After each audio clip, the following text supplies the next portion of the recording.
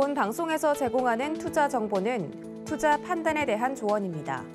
방송에서 제공하는 주식의 가치, 가격 상승 및 가격 하락에 대해서는 방송사에서 보장하지 않습니다.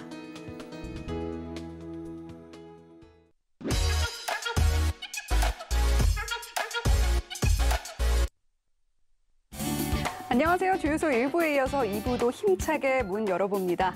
2부 머니트렌드, 저는 진행을 맡은 이혜은이고요. 자, 오늘 우리 시장, 사실 우리가 뭔가를 받았을 때 처음부터 안 주면 서운하지도 않은데 상승할 것 같은 흐름을 보여줬다가 빠지니까 더 야속한 장세였습니다. 오늘 시장이 딱 그런 모습을 보여줬는데요. 자, 그런 시장에서도 저희는 언제나 큰 그림 그려드리기 위해서 더욱더 열심히 준비하고 있습니다. 오늘도 방송 끝까지 보시면서 자, 앞으로 내 계좌 어떻게 관리하면 좋을지 그 팁 얻어 가셨으면 좋겠습니다. 자, 그러면 오늘 마감 시황 먼저 함께 살펴보시죠. 자, 오늘 한국은행이 금리 인상을 단행했습니다. 그 여파로 우리 시장 막판 힘이 빠지면서 양시장 모두 하락 마감했는데요. 코스피는 0.18% 내린 2612.45포인트로 장을 마쳤습니다.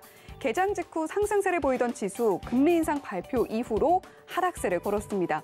자, 코스닥 지수도 0.14% 내린 871.43포인트로 거래를 마쳤습니다. 이어서 양시장 수급 동향도 살펴보겠습니다. 먼저 코스피 수급 동향인데요. 오늘 개인과 외국인 매수세가 들어왔습니다. 개인이 930억 원, 외국인은 377억 원 사들이는 코스피 시장이었고요. 기관은 1,546억 원 매도세 나타냈습니다. 자, 이어서 코스닥 수급 동향도 보겠습니다. 자, 코스닥 시장에서는 개인과 기관이 동반 매수세를 보여줬는데요. 개인이 447억 원, 기관은 256억 원 담아냈고요. 외국인은 154억 원 팔아낸 오늘 코스닥 시장이었습니다. 자, 이렇게 오늘 마감 시황 다시 한번 살펴봤고요. 머니 이슈도 짚어보겠습니다. 자, 오늘 머니 이슈는 철강 관련 이슈로 준비를 해봤습니다. 자, 저희 방송에서도 머니 종목으로 공개해드렸던 세아제강 그리고 세아제강지주 모두 오늘 좋은 흐름 보여줬는데요. 자, 오늘 강관 관련주 그리고 중소형 철강주가 특히 좋았습니다. 폭발적인 시세는 아니더라도 오늘 같은 하락장에서도 무너지지 않고 버텨주는 모습 보여줬는데요. 자, 특히 바이든 대통령 방한 이후에 슬슬 분위기를 달궈가고 있는 모양새인데 오늘 이 내용 머니트렌드에서 더 자세하게 짚어드리도록 하겠습니다. 본 방송에서 제공해드리는 정보는 투자 판단에 대한 조언일 뿐 해당 종목의 가치나 수익률을 보장하지는 않는다는 점 말씀드리면서 머니트렌드 출발해 보겠습니다.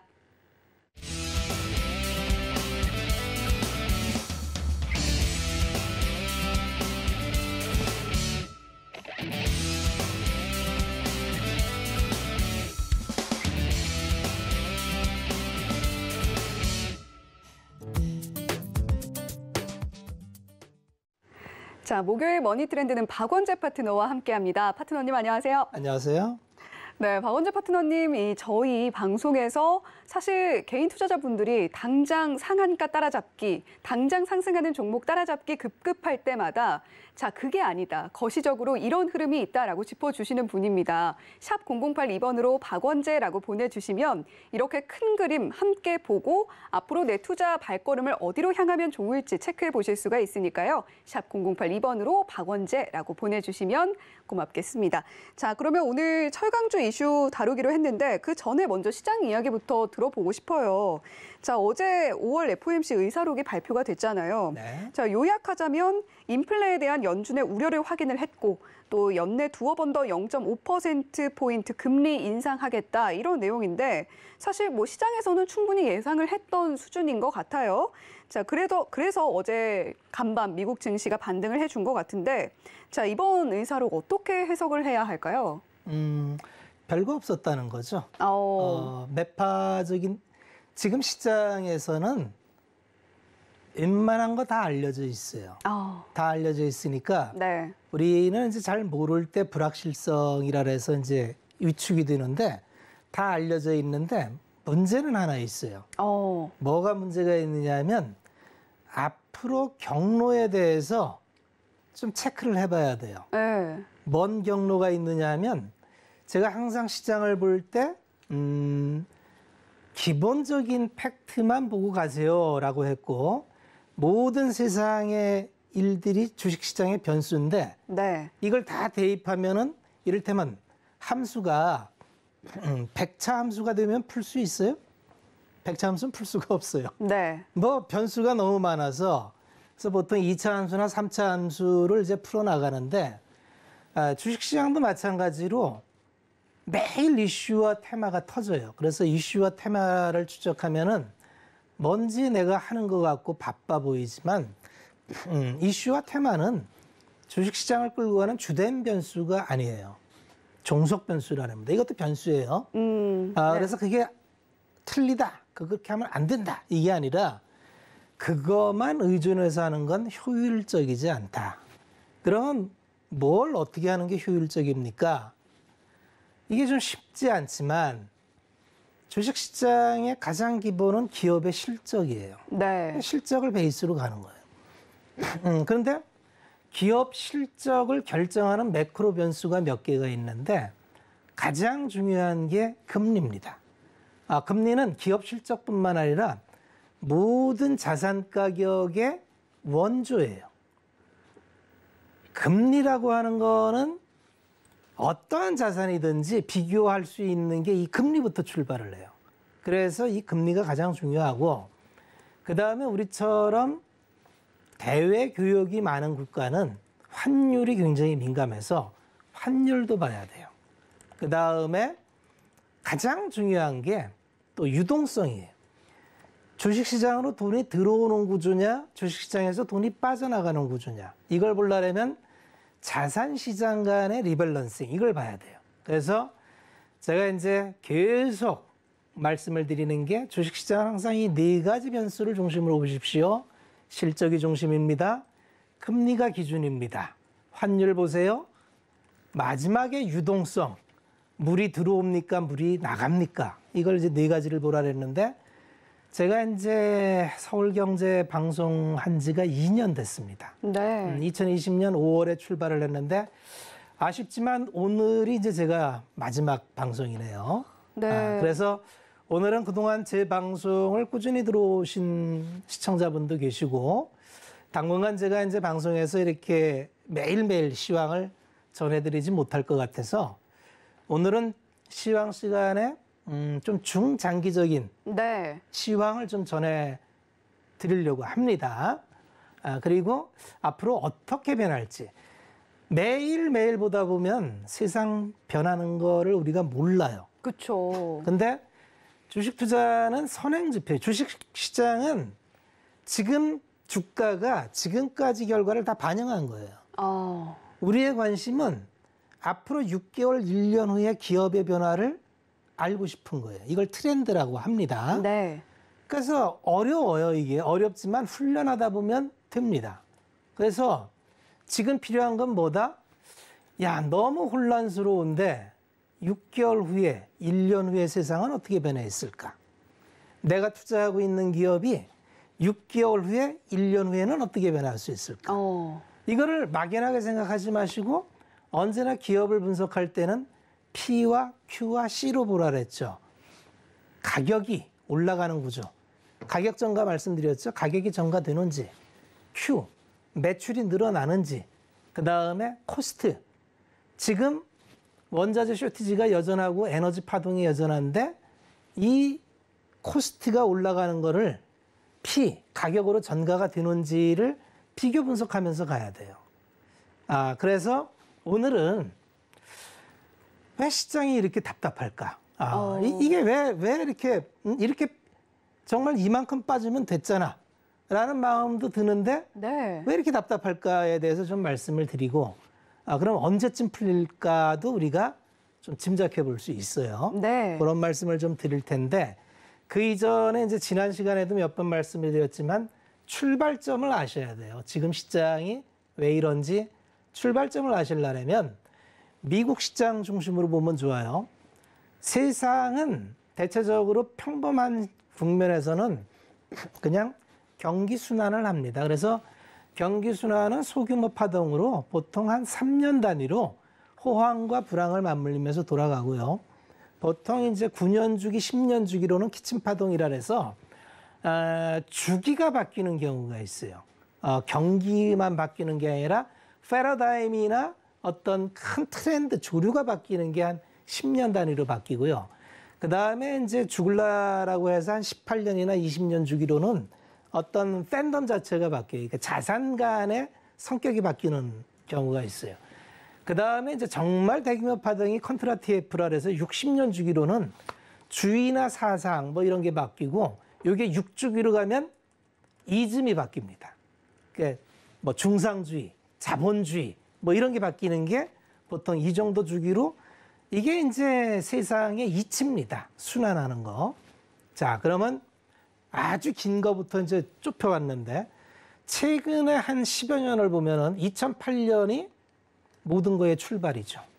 2008년에 무슨 일이 있었냐면은 세계 금융의 중심인 월가에서 금융시장이 무너지는 일이 발생을 했어요. 근데 이게 익스포저가 이제 노출된 위험이 그렇게 크지 않았어요. 한 1%? 근데 1%가 뭘 대단하냐라고 묻는다면 그건 금융시장이 전제로 하는 신용이 흔들리기 때문에 그래요. 금융기관은 기본적으로 신용을 바탕으로 하는 비즈니스이기 때문에 우리가 은행에 예치를 해놓으면은 그 돈을 은행은 갖고 있다가 예금을 받습니다. 이 예금을 받은 걸로 대출을 해줘요. 그러면 100을 예치받았으면 100을 대출해주면은 끝이에요. 그런데 금융기관은 그렇게 하지 않고 신용 창출을 합니다. 대출해준 것 중에 회수 들어온 거를 원래 지급 준비율로 하려면은 내주면 안 되는데 다른 곳에 또 대출을 해줘요. 이걸 신용 창출이라 합니다. 그래서 최소한의 지불 준비금만 가지고 나머지는 풀어라. 이게 돈의 속도입니다. 그런데 이게 전제가 되려면은 모든 예금자가 한 날 한시에 은행에 와서 내 돈 달라면 안 돼요. 네. 그런 일이 벌어지면 은행은 줄 돈이 없어요. 그렇죠. 야, 나 이미 다 대출하고 없어. 이걸 우리는 뱅크런이라 합니다. 그래서 금융기관이라는 건 이렇게 자본주의의 심장이고 신용을 중심으로 하는 기반이기 때문에 1%의 익스포저라 해도 굉장히 큰 거예요.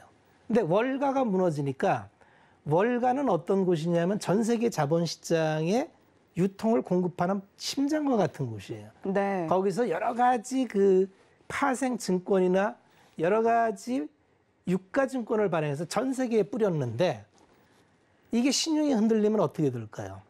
세상이 멈춰요. 네. 그래서 연준에서 1930년대 공황을 연구했던 버냉키 의장이 이건 돈을 뿌려야 된다 해서 돈을 뿌렸어요. 지난 시간에 얘기했는데. 근데 불안했어요. 돈을 뿌리면 무슨 부작용이 있다고요? 물가가 올라요. 네. 이건 당연한 얘기예요. 근데 신통방통하게 물가가 안 올랐어요. 야, 이게 웬일이냐. 돈 찍어도 되나 보다. 계속 찍었어요. 그랬더니 이러면서 세계화의 시스템을 만들었는데, 이 수혜가 어디로 돌아갔냐면 미국으로만 돌아갔어요. 미국에 집중되는. 네. 그래서 이전에 이런 일이 없었는데 나스닥 기준으로 지수가 10배가 올라요. 이게 기업이 실적이 좋아서, 물론 실적이 좋은 것도 있는데 이것도 한번 생각을 해보십시오. 돈이 들어가면 힘이 생깁니다. 그럼 미국에 갑자기 돈이 넘쳐 흘러요. 그러니까 미국은, 기업은 넘치는 돈으로 고용을 합니다. 돈이 많으니까. 그리고 마케팅을 합니다. 매출을 늘리려고 해요. 그랬더니 매출이 늘어나요. 그걸 보고 돈이 또 들어옵니다. 그랬더니 고용을 또 늘려요. 광고를 또 합니다. 이 사이클이 지난 13년 동안 일어났던 양적 완화 이후에 미국 중심의 빅테크 기업 중심의 성장입니다. 꿈이 실현이 되는 거죠. 그러다 보니까 미국 빅테크 기업들은 어느 날 갑자기 돈벼락을 맞습니다. 미국 시장에서는 10배 난 거는 주식도 아니고 100배 나는 종목들이 수두룩했어요. 1억 넣으면 100억. 그게 현실적으로 지난 13년 동안 있었던 일이에요. 네. 그것도 큼직큼직한 기업들이. 그러니까 얼마나 돈잔치가 벌어졌을까요? 자, 오늘 시간도 마지막이고 짧아서 길게 말씀 못 드리는데, 올해 나스닥 시장이 30% 빠졌습니다. 네. 2008년 이후에 미국이라는 큰 시장이 이 정도 조정을 받은 게 처음이에요. 이런 충격을 먹으면 지금까지 작동되어 왔던 시스템이 작동하지 않습니다. 이제 거꾸로 돌아가기 시작해요. 네. 자, 그런 게 이제 어닝에서 나타나요. 자, 메타버스가 80% 빠졌어요. 왜 빠졌을까요? 가이던스가 안 나와요. 이제 지금까지 돈잔치로 13년 동안 흥청망청했던 기업들이 비용 통제를 시작합니다. 뭐야? 이거 돈이 안 들어오네? 자, 그러면 그동안 돈을 잘 태워주던 엔젤들이 이제 돈을 안 줍니다. 예전에는 프리젠테이션 해서 티저 메모 날리고, 야, 우리가 이러이러한 걸로 비즈니스를 합니다. 출자해 주세요. 우리 성공해서 100배로 돌려드립니다.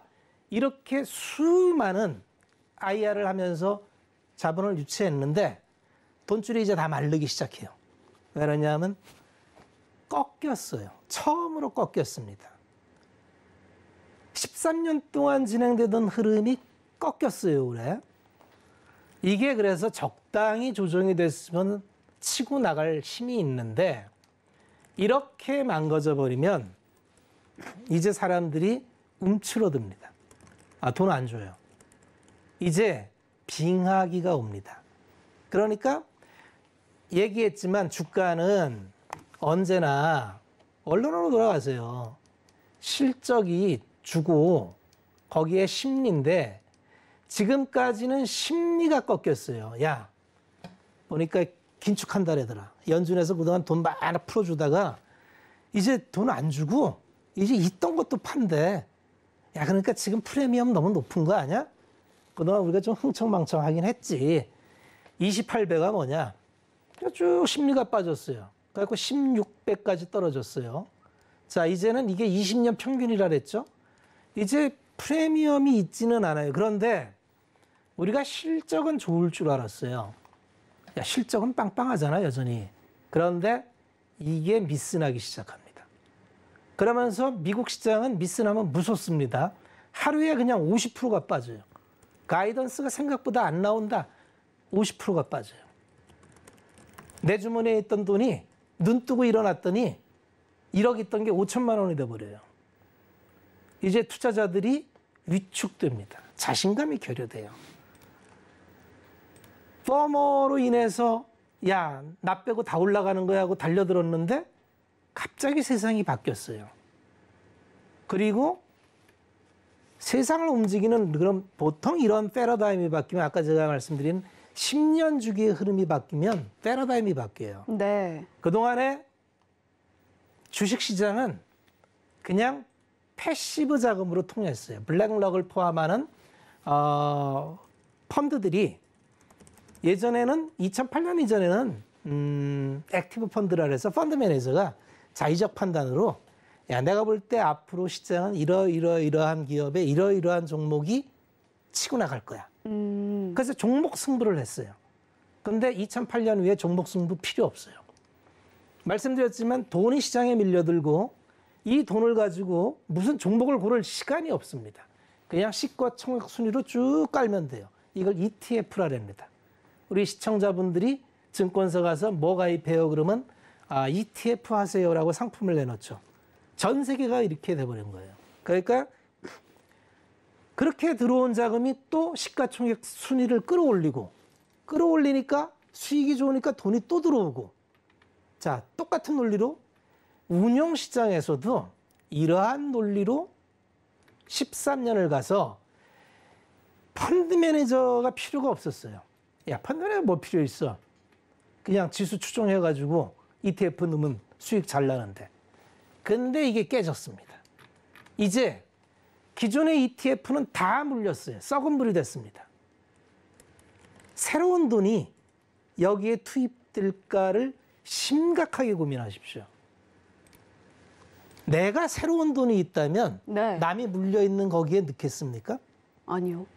네, 안 넣어요. 네. 세상은 그렇게 돌아갑니다. 안 넣습니다. 개인 투자자분들이 가장 힘든 게 이거죠.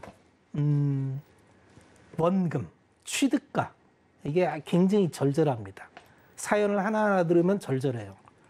내가 이걸 얼마에 사가지고 얼마를 갖고 있었고 내가 이거 살 때 어땠고 나는 이거 주고도 못 팔아. 이런 사연들이 많이 있습니다.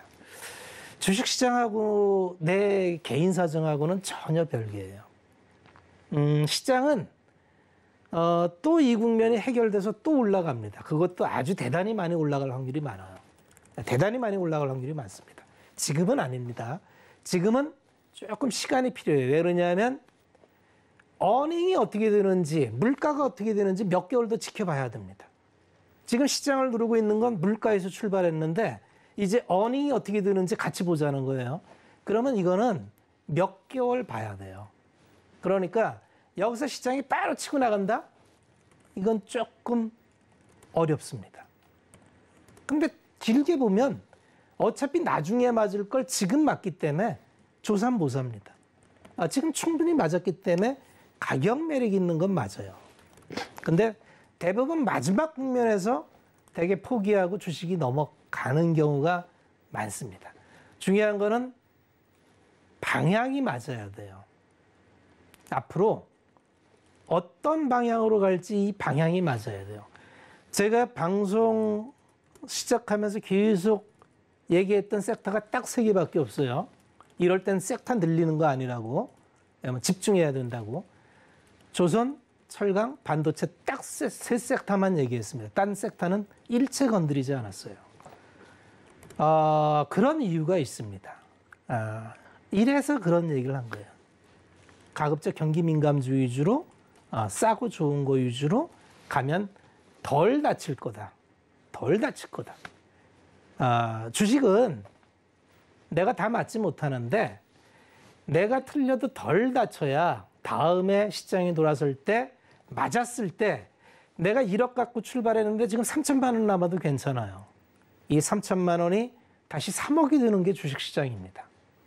경험했었잖아요. 작년, 재작년에. 그런 장을 만나면 3천이 3억 됩니다. 그런데 지금처럼 1년 내내 빠지는 장에서는 누구도 수익을 내기는 어려워요. 결국 수익은 시장이 주는데 시장 자체는 계속 오르는 시장도 없고 계속 빠지는 시장도 없어요.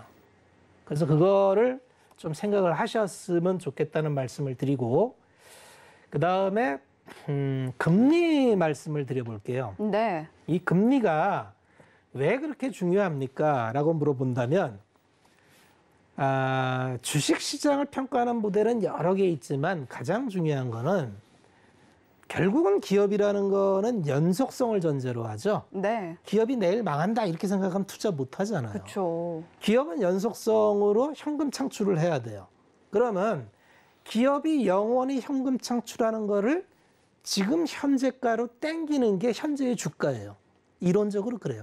그걸 DCF 모델이라 해요. 어려운 말로. 네. 그냥 뭐 이렇게 어려운 말은 몰라도 되고 앞으로 돈 마냥 번다며. 근데 이게 많이 못하니까 보통 한 10년 벌 거를 땡겨요.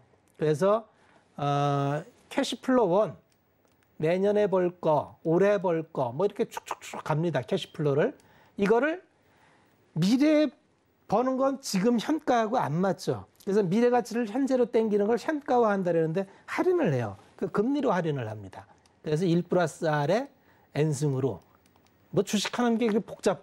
이거 산수입니다. 이거 중학교 수준도 아니고 그냥 산수니까 이 숫자만 나오면 머리 아파하시는 분이 계신데 주식하면서 그냥 산수 정도는 하셔야 돼요. 어려운 게 아니라 미래에 벌어들이는 돈과 현재가는 틀리니까 네. 이걸 현가화시키는 걸 할인이라 해요. 금리로 할인합니다.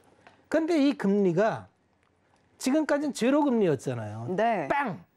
그러니까 말씀드렸잖아요. 성장주가 할인이 없으면 지금은 돈을 못 벌어도 미래에 야 우리는 우리 집에 금송아지 있어요.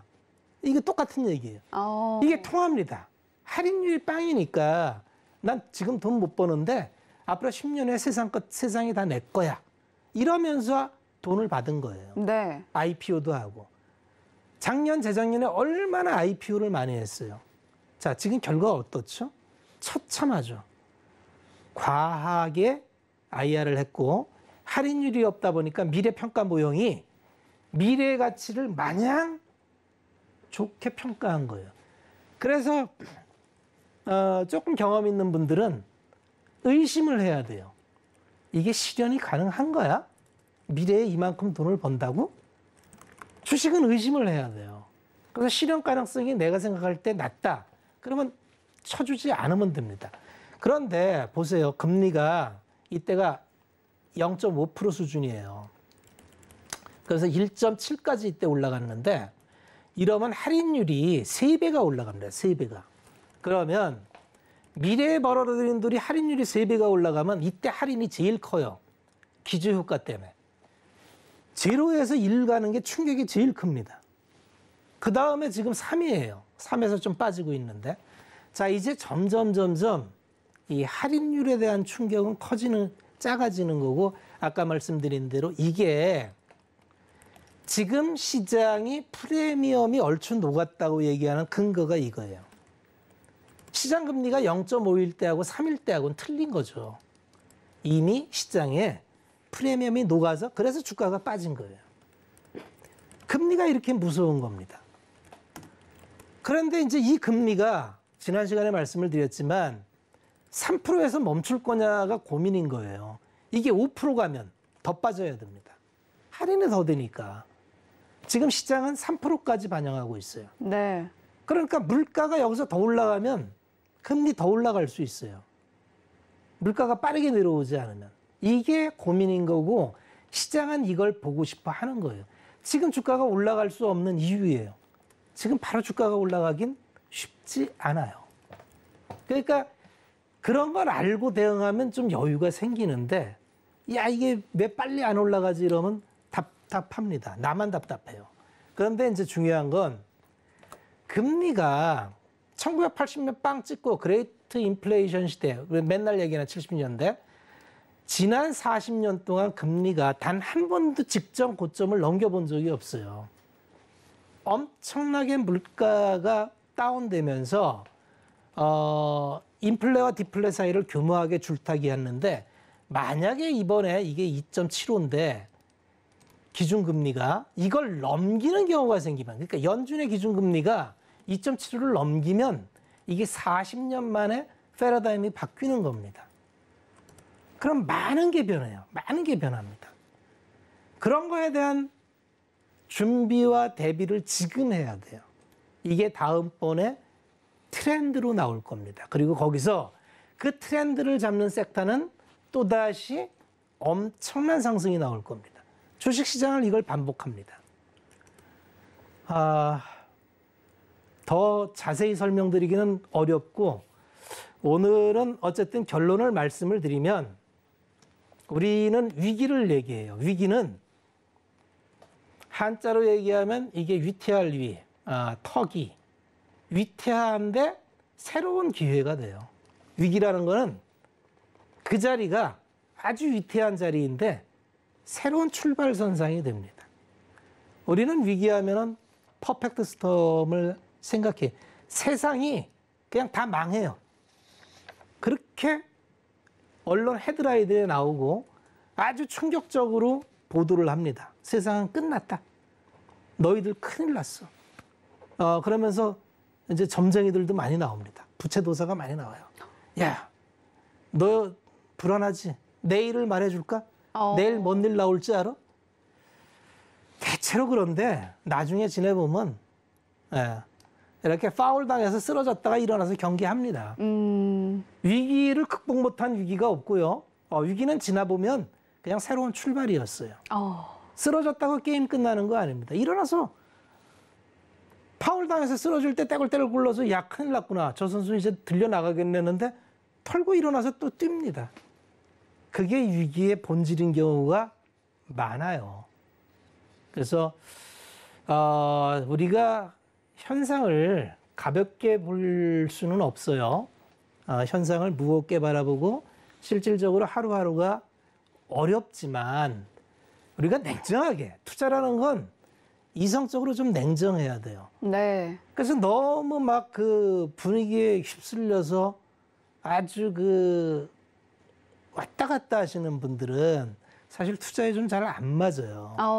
하지만 그게 어렵더라고요. 어렵죠. 그런데 네. 이제 가급적이면 좀 본질을 알려고 좀 노력할 필요가 있어요.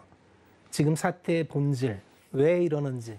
그럼 이건 어떻게 해결될 건지만 말씀을 드리면 대체적으로 이런 일은 시간이 지나면 해결이 돼요. 대체적으로. 네. 왜 그러냐면 시간이 지나면서 여러 가지 문제점들이 나오면 이걸 자꾸 교정을 하죠.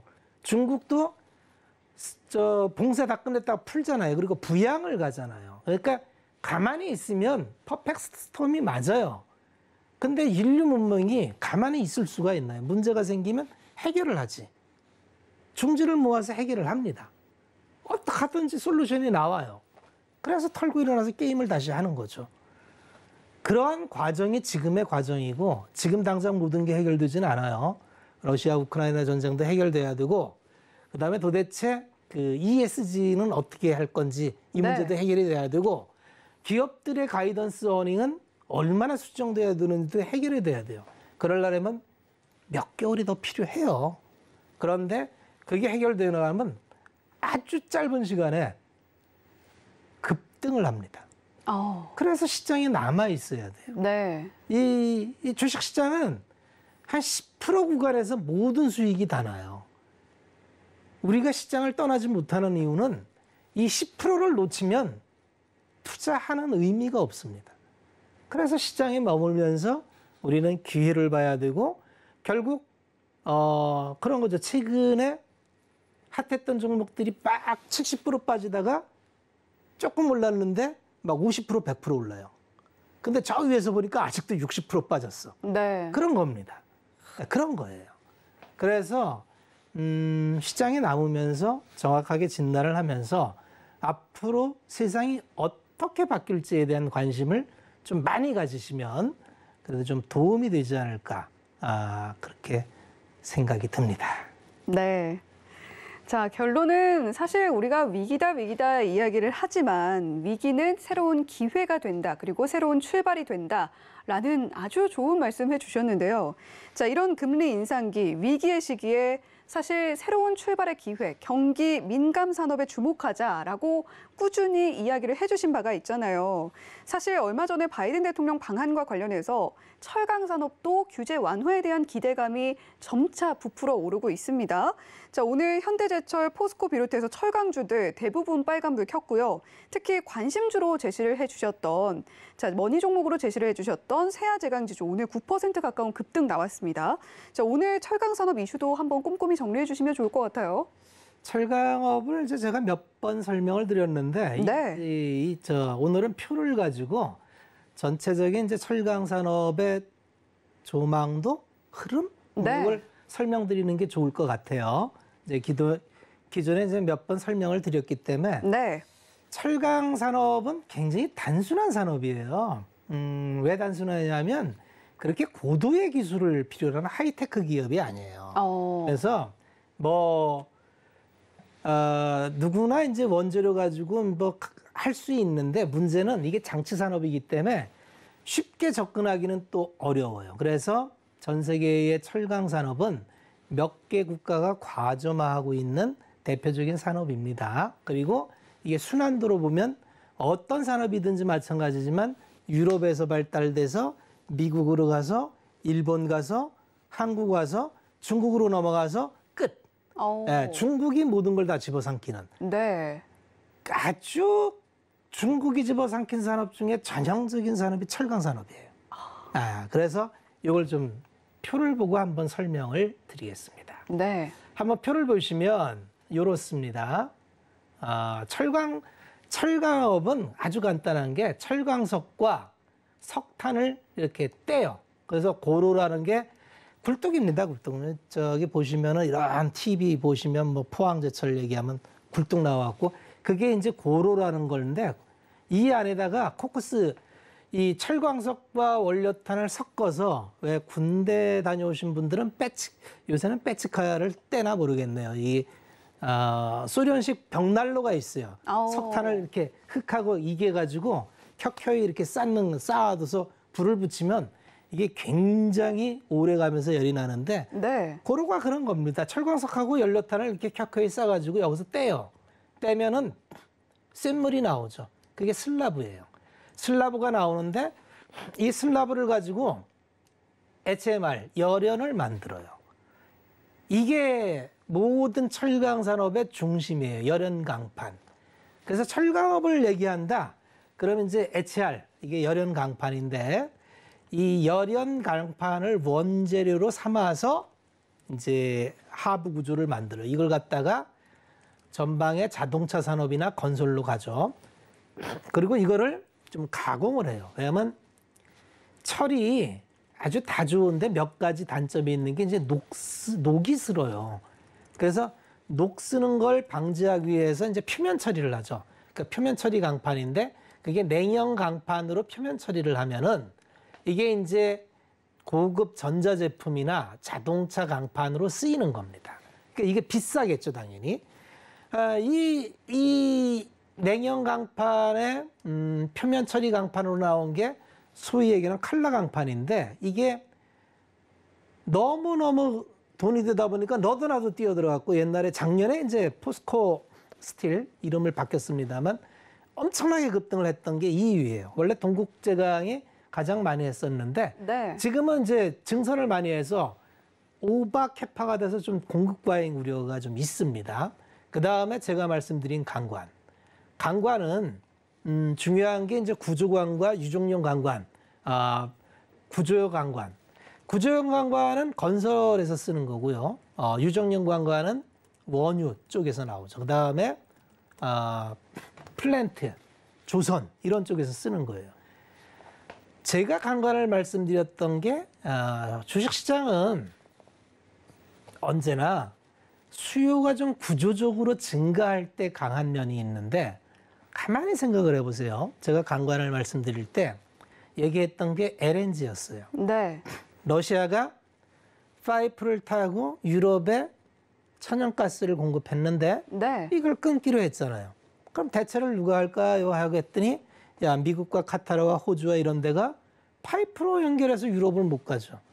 그럼 배 액화시켜갖고 영하 172도까지 액화를 시켜서 LNG가 L이 액화시키다, 리퀴더티예요. 네. 이게 액화시키는 거거든요. 내추럴 가스를. 그러면 배가 이제 필요한 거예요.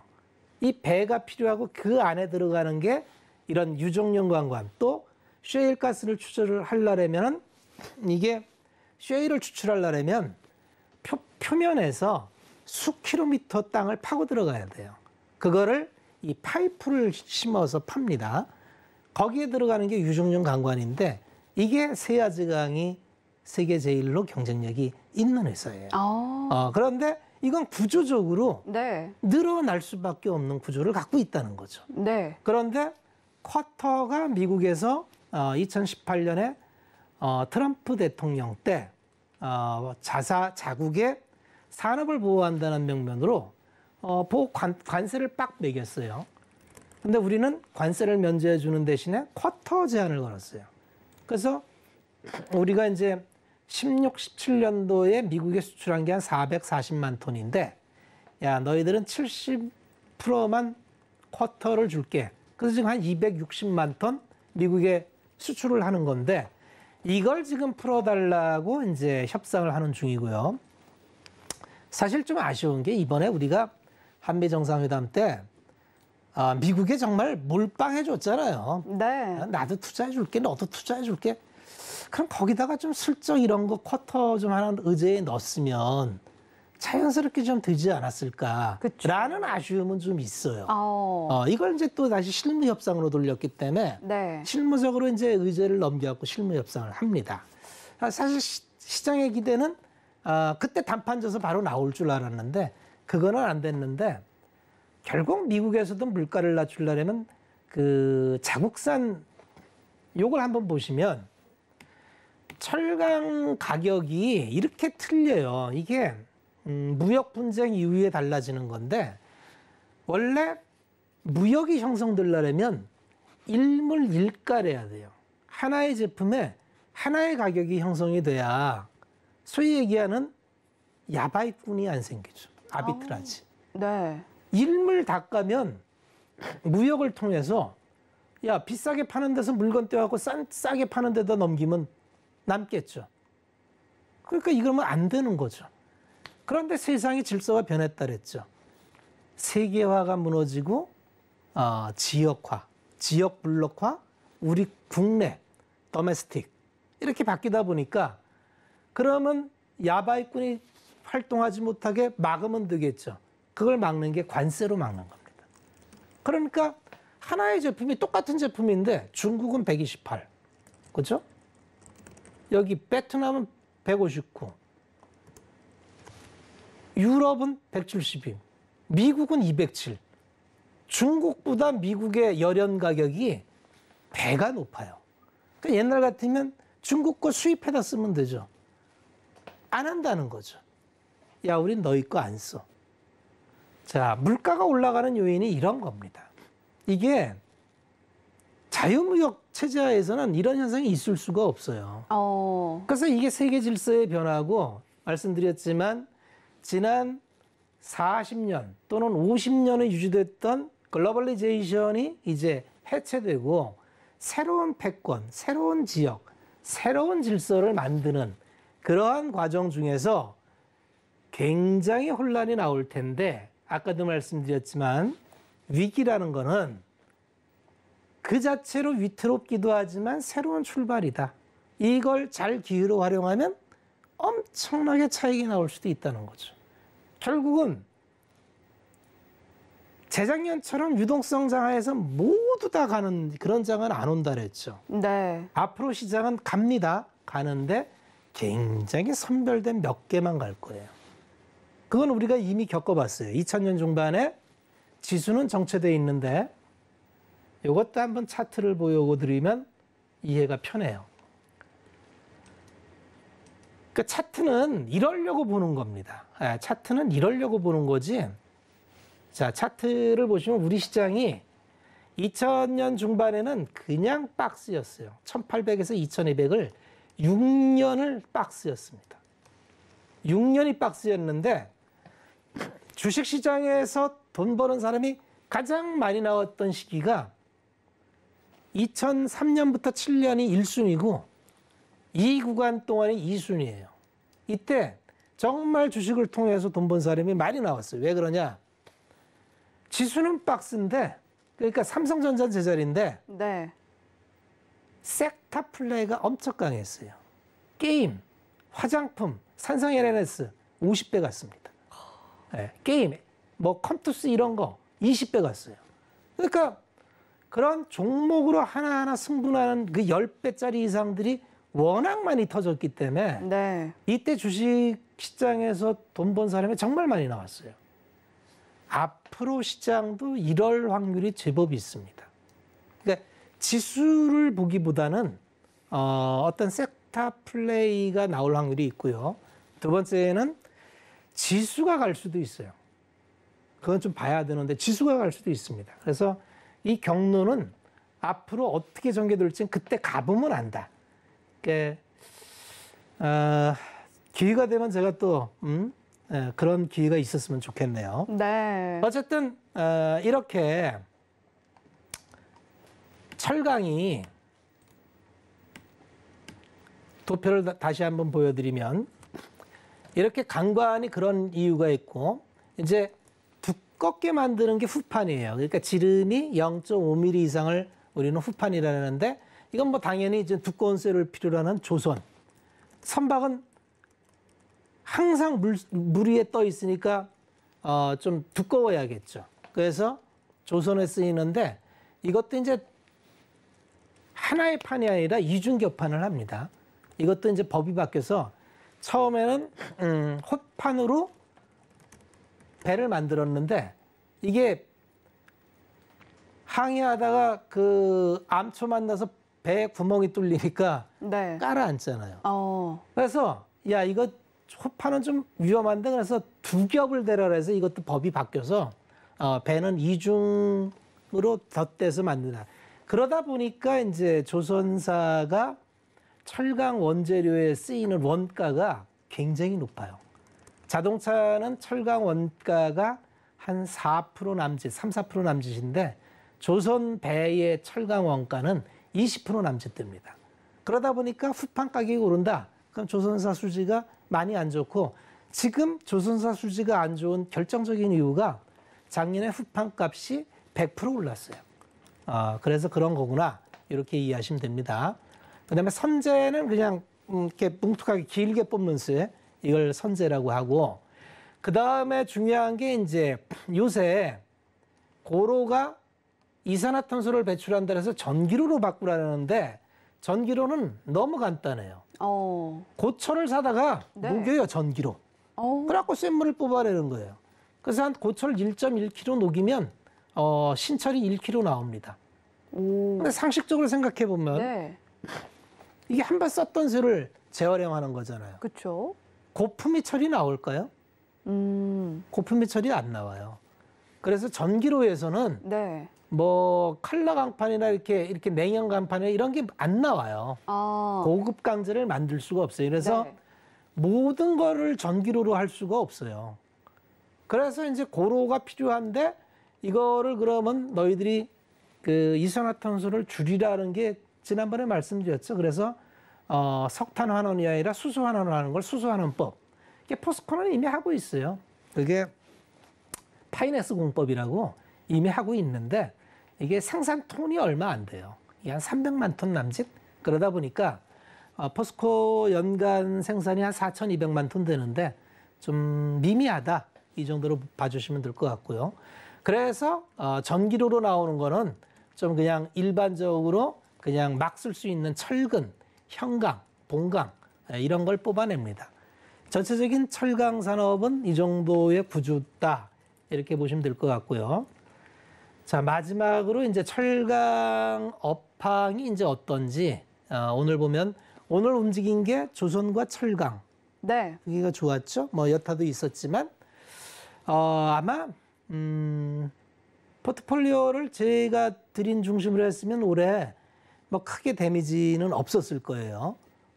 그만큼 섹터와 집중이 중요합니다. 세아제강 지주 오늘 좋았는데 제가 이거 나올 때마다 괜찮습니다. 눌림목대 여기서부터 눌림목대 사셔도 돼요 했는데 어떻게 하셨는지 모르겠어요. 그리고 이제 이렇게 떠 있을 때 원래 모멘텀 투자는 고점 뚫을 때 사는 게 모멘텀 투자예요. 모멘텀 투자자는 여기서 사는 거예요, 사실은. 고점 돌파할 때. 근데 이 가격에 뭐 사시라는 말씀 드리기는 어렵습니다. 왜냐면 이제 주식이라는 건 때가 있어요. 아쉽지 않게 내가 들어갈 자리가 아니면 또 다음을 기다리는 그런 것도 필요해요. 어쨌든 그렇고 포스코 말씀을 드릴 거예요. 포스코가 참 지루합니다. 포스코가 지루한 건 피크아웃이에요. 근데 피크아웃이 될지 안 될지 모르겠는데 드디어 피크아웃이 올 것 같습니다. 3, 4분기 실적 안 좋을 거예요. 왜냐하면 연행 가격이 떨어졌고 그 재료가 느끼기 때문에 안 좋을 텐데 자, 피크아웃 원하던 게 나오면 이게 반전의 기회가 될 수 있어요. 1년 동안 피크아웃으로 실적 좋았는데 안 나왔는데 이제 피크아웃이 나오면 반전의 기회가 있을지 않을까 이렇게 생각을 하면서 급한 마무리를 하겠습니다. 자, 정말 이렇게 박원재 파트너님 오늘도 역시 좋은 말씀, 큰 그림 그려주셨습니다. 투자하실 때 늘 참고하시면 좋겠고요. 자, 서울경제TV 주유소는 자본시장 통합법을 준수합니다. 1:1 투자 상담, 유사수 신행위 등 모든 불법 사항을 엄중하게 금지하고 있다는 점 말씀드리면서 여기서 인사드리도록 하겠습니다. 내일도 성공 투자하시길 기원합니다. 시청해주신 여러분 고맙습니다.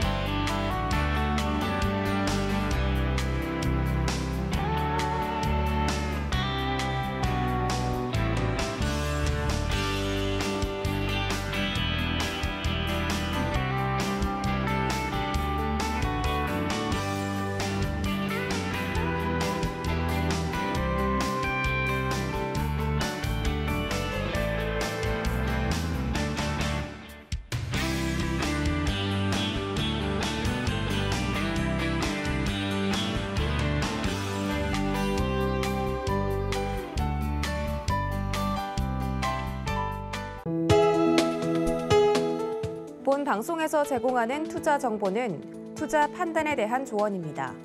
방송에서 제공하는 주식의 가치, 가격 상승 및 가격 하락에 대해서는 방송사에서 보장하지 않습니다.